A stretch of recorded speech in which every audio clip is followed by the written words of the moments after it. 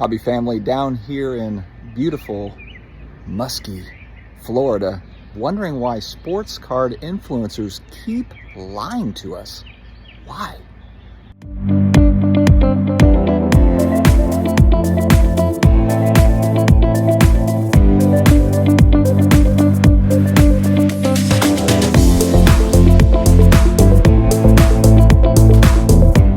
Well, hello friends. Trapped in a room in Florida, a little creepy, and the acoustics are not fantastic in here, so apologize. We're just making do. I am traveling, but I've got something to talk about, and it's pretty simple. I just don't understand why we are not being it given straight to us from the sports card influencers. Before I get started, huge thanks to today's video sponsor, DC Sports 87. You might want to sell on eBay, but don't want to bother with all the packaging and the listing and the returns and all the nonsense crazy. I send a lot of my stuff over to DC Sports 87. They help take care of a lot of it for me. Easy peasy.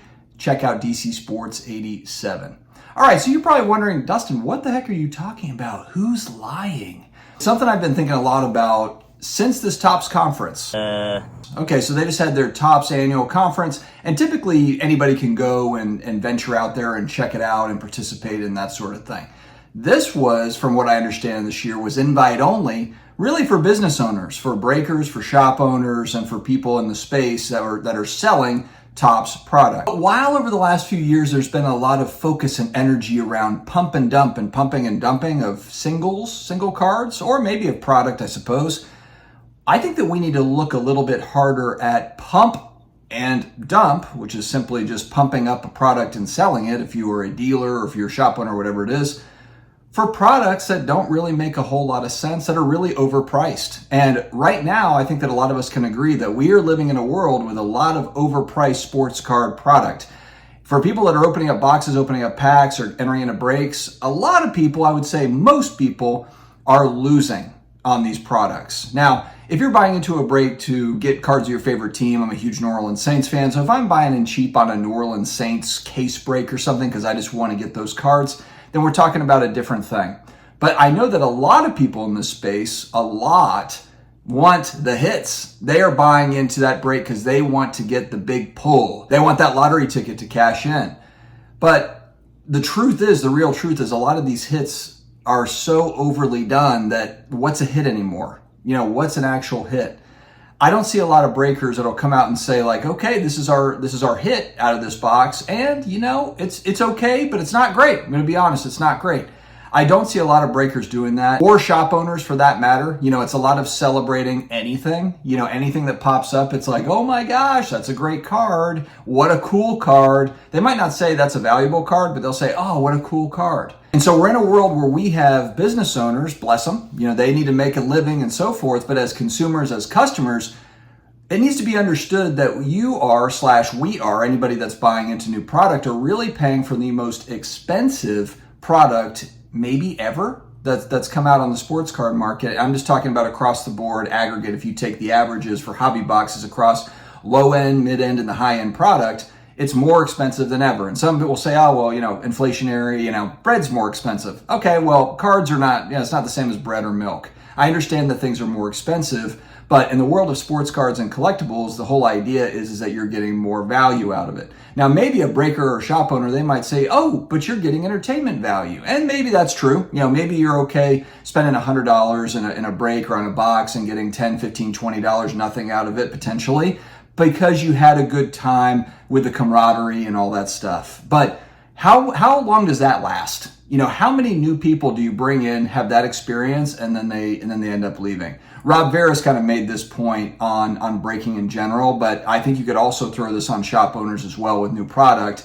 How are you going to be able to really sell product that stinks? Many people are going to buy a box, they're going to buy some sort of new product, they're going to buy into a break, buy into a Raz. The problem with that is then you need more and more new people. You know, the 10x the hobby thing's been thrown around so much, but it's probably not actually 10xing. You probably actually need 200x to get back to 10x. with how many people you're going to lose because they did not have a good experience or just realized, wow, like my return on this is really, really awful. I never hear breakers as they're starting off a break saying, all right, guys, make sure that we're being fiscally responsible here tonight. Make sure this is not your last dollar. Make sure that we're responsible here and understand what we're getting ourselves into. All right, let's go. I have an issue with this on the comic book YouTube side where a lot of the comic book YouTubers are also dealers, distributors. They're in business. They're in the business of selling books. And I understand in cards, you can be a flipper and you can say like, oh, well, I'm sort of in business to sell cards. Sort of, but you're not doing it with new product. And so I think if you're looking at a content creator that's talking big on a particular product, what's the motivation for that? Do they sell brakes on the back end?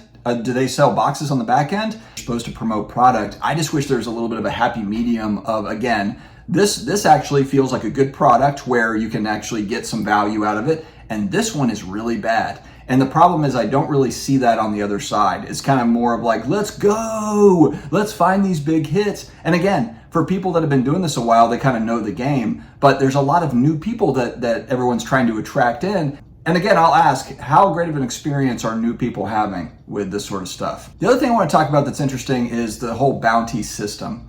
So a lot of people would agree that if you resold the card that you have the bounty on, let's say the bounty's for $200,000 on a card, many would agree that if you throw that at auction, it doesn't get $200,000 at auction. So the bounty is kind of an artificial comp in a way, because I can see what can happen with that is everyone can look at that as kind of a North Star. It could be viewed as a manufactured, like almost like a fixed auction. Like when someone's like, oh man, that was a pumped up, auction to get to that price, but it gets paid for. So technically it's a comp. Well, a bounty is kind of the same thing. If they're paying out a bounty, it's essentially a comp, but it also trickles down to the value of all the other parallels that might, if they're offering $200,000 for the, I don't know, the nebula of whoever, then all the other layer, the gold and all the other kind of parallels down from there, people will look to set comps based off of that number or something kind of close. They're going to use that number, even if that number is extraordinarily high and doesn't make any sense. That is also kind of questionable to me. A lot of people speaking on the fact that now, of course, we've got unlicensed Topps Chrome, and all of a sudden people are excited about unlicensed Topps Chrome, but they don't give a crap about Leaf or Wildcard, for example. And I've seen plenty of instances just looking at the pricing of Leaf and Wildcard, watching it get graded and then sold. Depending on the products, a lot of those boxes, there's actually some pretty decent value that come out of those, but nobody cares about those because it's Wildcard and it's Leaf. And now essentially Topps is doing the same sort of thing, and Panini's done that too, where they don't have a certain license, they can't put the logo on it or whatever. And so I think that is really interesting. So I think the one thing for new people that might see this is just be really, really careful of anybody that's offering any sort of a, oh my gosh, we got to look at this product. This is very, very exciting. If they are also selling that product on the back end or selling breaks into that product. So anyway, just some thought as we're coming out of this Topps conference. There's going to be a lot of new, exciting product, but do a lot of research on this product. It's not to say like, oh, it's all trash. It's just, there's probably going to be some product that's a halfway decent value, and there's going to be some product where it's really awful, but nobody's going to really talk about that. They're just going to sell that next release. That's all I've got today, my friends. Stay healthy, stay awesome, and I will talk to you again later.